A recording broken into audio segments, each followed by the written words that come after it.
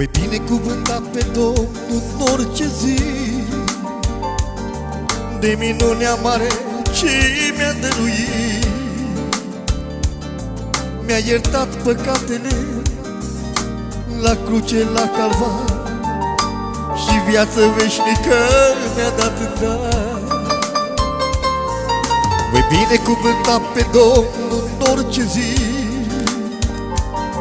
de minunea mare ce mi-a arătat. Mi-a iertat păcatele la cruce, la calvar, și viață din belșug Domnul mi-a dat.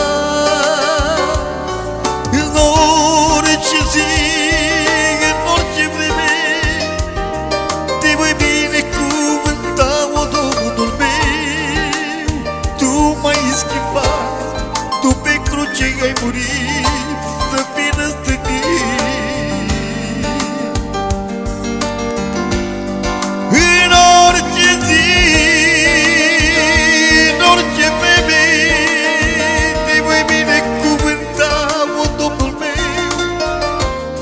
Tu m-ai schimbat și pe cruce ai murit, viața pentru mine ți-ai dat.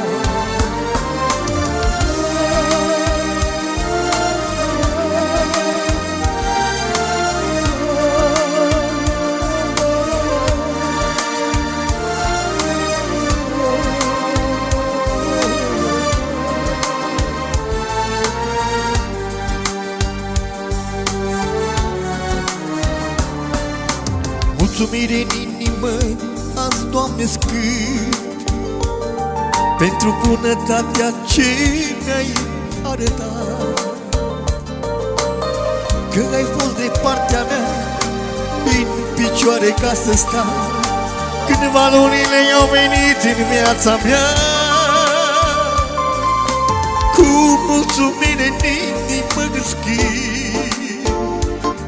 pentru bunătatea ce mi-ai arătat. Căci ai fost de partea mea în picioare ca să stau când valorile au venit în viața mea. În orice zi, în orice vreme, te voi binecuvânta, o Domnul meu. Tu pe cruce ai murit în locul meu să fii răstignit. În orice zi, în orice vreme, te voi binecuvânta, o Domnul meu. Tu pe cruce ai murit în locul meu ca să fii răstignit.